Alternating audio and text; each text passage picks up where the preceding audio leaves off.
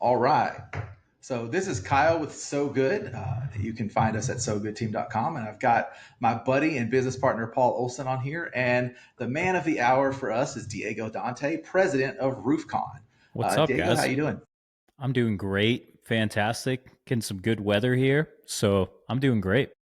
That's awesome. So, Diego, we're here today to talk to you about RoofCon specifically and what you guys have going on. I know that's going to be in January, but we'd love to hear more about it. Real quick, give us the dates and just the basic, like 3 second overview of what RoofCon is and the dates for that. Yeah. So RoofCon is January 5th through the 7th, 2026. And it's going to be in Oklahoma City at the Oklahoma City Convention Center. And put simply, it is a leadership conference for the roofing industry. Cool, cool. So, give it to us straight. Why should anyone in roofing or solar, drop everything that they're doing to come to RoofCon? Like, what is it that makes RoofCon so amazing that they just need to be like, hey, my business could be put on hold for me to come spend some time with Diego and his crew? Yeah, great question. So, for one of the things that we've done this year that I'm really excited about is we've moved out of storm season 2. So, you're asking the question of like, why do I have to stop what I'm doing? Well, we've even made it to the point where we're not doing it through any sort of busy time of the year. It's going to be the first full week of the year, and a lot of people are, slowing down. That's the time when, running a business, you start working on, your systems and processes, what needs to be renewed, those types of things. I'm sure you guys work with a lot of people that are working on their marketing at around that time of the year and like really refiguring out what their plan is going to be for the year.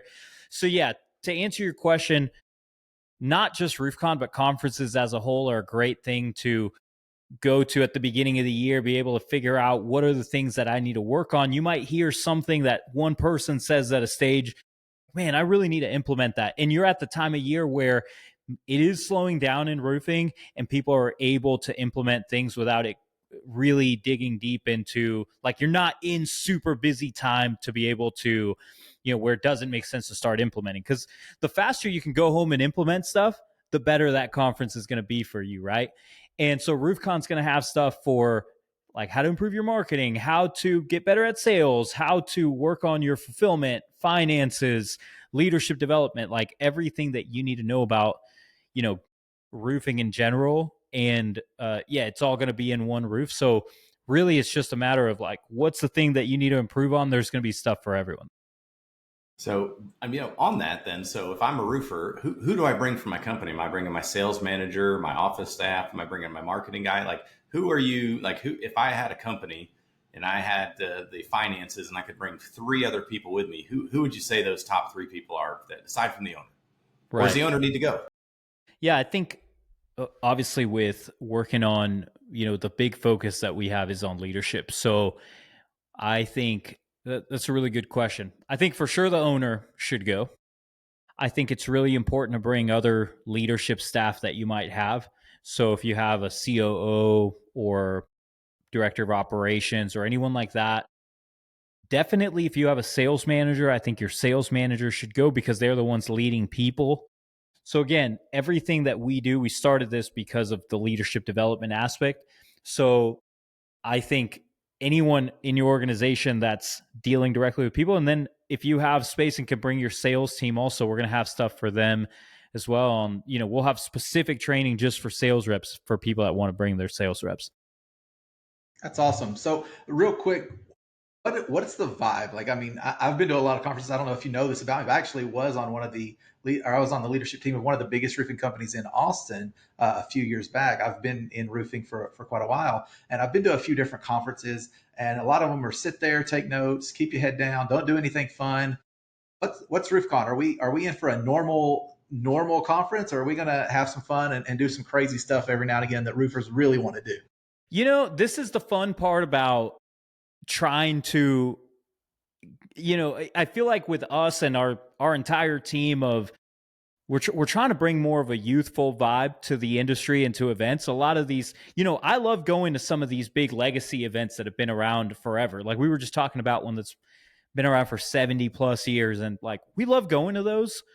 Um, I'm 33 years old. I will fall asleep if I'm just sitting in a room and listening to something about just roofing, right? So, yeah, we try to make it fun and exciting. We bring in people to talk that are, we'll bring in like athletes, or we'll bring in um we've got a live DJ up on the stage. We've got the fun lights. Like, we try to make it fun and exciting, and like the type of stuff that me as a millennial that I would enjoy going to, versus like, the what I would say is the legacy events. And again, not that there's anything wrong with those. It's just like, there's something for everyone in the industry. Yeah. Okay. So I'll take this question off of Kyle here because, sorry, buddy, but so for the first timers, what's the playbook?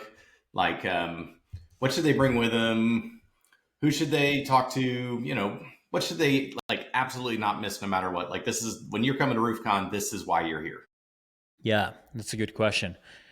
For the first timers, I think that one of the things that I hear a lot from first timers is like, there's a lot of breakout sessions happening at once. And this is one of the things. It's like, people come in and they'll just be by themselves. And you were just asking about bringing a team. Like, so some people will come in just by themselves, and then they'll say, oh man, I wanted to catch this, and that. But obviously we got to cram everything into 2.5 days. So honestly, coming in with people from your organization so that you can catch some of those breakout sessions, that's one of the things I hear a lot, is that, they wish they could have gone to more sessions because there's so much good stuff happening. I think one of the big things is coming with specific things that you want to get out of the conference. Like, if you come in with 5 questions you want answered in your business, like if I asked you, hey, even if I asked you guys, what's so good, like, hey, what are 5 questions that if you could get answered today, it would not turn your business around, but it would help you improve in your business. So a lot of people will just come in and they don't know what to get into. So then if you have those questions, you can go pick sessions that are going to help you answer those. You can go try to meet people there that maybe are already a step ahead. Like, it might be, I'll go back to marketing. It might be that, hey, I need to find a way to double the amount of leads that I have coming in every week. Okay, so if I already know that coming into any show, I'm going to go talk to the marketing vendors. I'm going to go listen to any session that has anything to do with marketing. I'm going to go find the people. You've got thousands of people there. You're going to find roofing contractors that are doing it right if you go network. So coming in with those specific questions, I think for any first timer is a big, big thing to be able to make the most out of the conference. Cool. So you mentioned 2 days, right? You're jamming a lot into 2 days. I noticed you also have pre-event things. So stuff that can be done before the actual RoofCon event and things like that. Tell me about those. Why would someone spend come extra to be part of that, and who should be those people? Well, in the past, it was 3 full show days.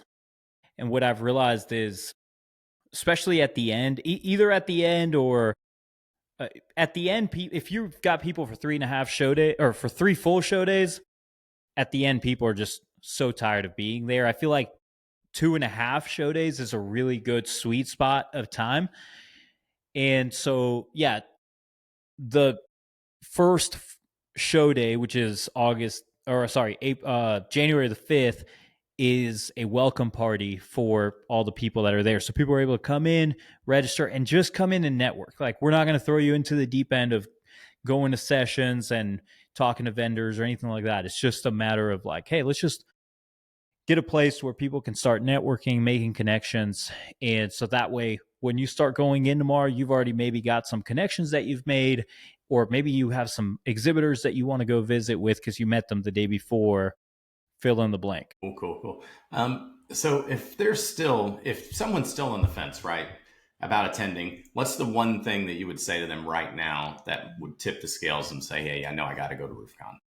Yeah, I think it's different for everyone. I think, again, because there's so much content there, I think there's going to be stuff there for everyone. The big thing that I think is really good is, and not just that I think is good. But I think the big differentiator for us is that we focus so much on leadership development. And I think everything in your organization is John Maxwell quote that says everything rises and falls on leadership. And so there's a lot of times when you're running a roofing company and you're like, man, I know how to put on a roof. I know how to make it stop leaking. I know how to sell a roof, whatever. But if you can work on developing as a leader, you will be able to, you're lifting the ceiling of how high your team can go.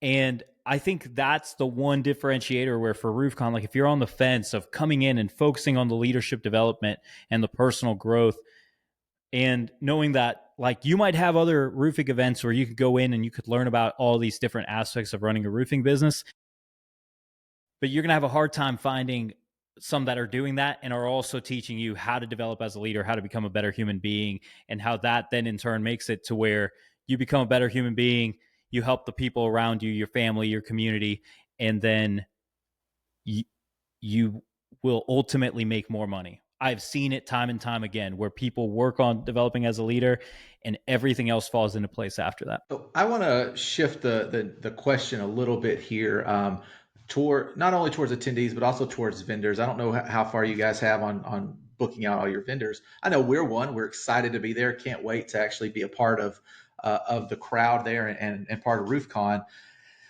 What what do you what would you say for vendors that, hey, like this is why you should come? But on the turn of that, also to your attendees, what do you do right now that basically it's not a total sales pitch every time they're in the building, they're getting sold constantly? Like, well, how do you balance that, and what do you say to the vendors to say, hey, you need to be here, but also to the attendees, hey, the vendors aren't going to sell you nonstop the entire time you're here, you're going to get value elsewhere out of something else Yeah. besides that. So starting with the exhibitors, we sell out of exhibitor spots every year. So I always say I like looking at the people that we're engaging with, and if it's a good fit, it's a good fit, and if it's not, then it's not. And I would hate for anyone to come and exhibit at RoofCon and then see that it wasn't a good fit for them.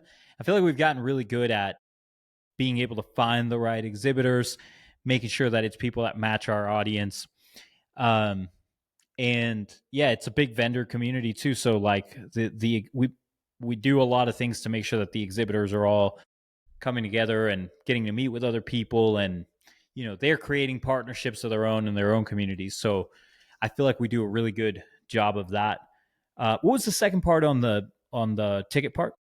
Yeah, no, well, for your attendees, like how do you balance making sure you have vendors and that the value that they can provide with the different services or products or whatever they have, but also it not be an entire pitch meeting the Pitch entire fest. time. Yeah, Yeah. where it's not where you're not at Shark Tank the entire time, basically Yeah. buy me, buy me, buy me.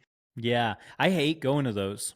I hate sitting through a session where I'm just getting pitched on a service. In fact, I I don't let exhibitors do sessions unless it is educational. Like you can't go do a product demo at RoofCon. That's what a booth is for. And so for the exhibitors, if I'm going to have, there's a lot of great people that can come in that are exhibitors that can come in and coach on something, but it has to be educational. And if it's not, then that's not a session that we can have. And I've had a handful of times where, people have done a breakout session and ended up being just a pitch for their product, and we don't invite them to come back. So it's it's one of those things where I we used to say, hey, this is a no pitch conference, and we realized like, okay, but we have our own products that we sell and that type of stuff, and so like there's or things that we promote or whatever, and so we didn't feel like it was right to continue just calling it a no pitch conference. But as much as possible, we don't want to have any sort of pitching from stage. So it makes it to where for the attendees, like it's a great value add for them if they know that they can come into a show and it's educational, and it's not just a bunch of product demos. That's if I'm an attendee, that's something that's very attractive to me to go to a conference. Yeah, we actually have a breakout, and we're planning on bringing an entire panel of people. So it's not us selling so good in what we do. It's going to be, hey, what's the future of roofing going to look like from a variety of different people, from adjusters to roofers and things like that. So I totally get that, and I can appreciate that. And I love panels. I think you can get a lot of people involved. You can get different point of views. Yeah, there's gonna be a handful of those that are really really good. I think you said you guys are doing the future roofing, the changes that are coming, that type of stuff. That's the Yeah, goal. Yeah. Yeah. Yeah. yeah, I think that would be really good. And for the if I'm an attendee and I'm looking at stuff, it's like that's what you want. You want to go look at what are the changes that are coming? How can I stay ahead of the game? Like that's why you go to these things. So yeah, I applaud you guys. That's going to be really good. It looks like we Yeah. got time for maybe one more question. So I'm going to pass it to Paul and let him kind of close us out with one more question here. Well, I'm a future guy, and we're already on the future topic. So I just what if we fast forward 5 years? What's RoofCon going to look like? Are we still in Oklahoma? Are we talking like world domination? What's the goal for you, Diego? What's the ultimate here for Great you if it question. goes perfect? Right now I've got my board has about 15 different locations for RoofCon 2027. And so we are I don't I'll say this. The goal right now is not to stay in Oklahoma City. We are doing Oklahoma City because we did 4 years of Orlando, and I want to start doing a rotation of cities. So right now we're more or less testing different cities to see what'll work. I really, really like Oklahoma City. It's one of those cities that I didn't think I was going to enjoy as much as I did. Um, Most likely, we will be rotating from city to city. But man, my big goal is just how do we get more people there? We just had lunch together, me and some of the team members here, and the whole set of the meeting was like, how do we get 10,000 people at RoofCon? Like that's my and I'm not saying, hey, if you come that there's gonna be 10,000 people there, but I'm saying like that's how that's my only goal here is like how do we get more people? Because more people be can we can show more people this aspect of leadership development that most people aren't looking at, and it's beneficial for the exhibitors like in every single way. Like it's beneficial for us to be able to grow. My number one goal is just how do we get more and more and more people to RoofCon. So whatever that looks like, I don't really know. I don't know if it's world domination or if it's just 5,000-6,000 people at the convention center. But I would like to get somewhere maybe a little more warm and tropical for 27. I'll say that. Well, I was going to To say we'd love to Orlando have you in Austin, but we could also go or Cabo, Cancun. I mean, any of those places, man. We're happy to join you there. I have Last, Hawaii. I have Hawaii on my board, and they told me they're ooh, like, I don't think we can get 5,000 people to Hawaii. I was like, that's that's going to be fair, harder. but I Yeah. just dream big. yeah, Uh, 100%. I'm going to kind of wrap this up just by saying, Diego, we appreciate it. I noticed you have a really nice hat on. We like to pitch our hats on people, so I need to know your hat size so we can make sure we get you a hat when we see you at RoofCon. So what kind of hat are we wearing? you know, this was just a pretty simple white hat, but I go for anything that's just a big hat that can just fit a big old noggin. I don't know what the size is. Fair enough. I have a giant head myself, so I think we'll probably be good. I'll just bring you one of mine, non-worn, I promise. Not Uh, nice, nice. that's going to be it for us. Again, this is Kyle, Paul, Diego. Thanks for coming in, man. Appreciate it, Appreciate it. guys.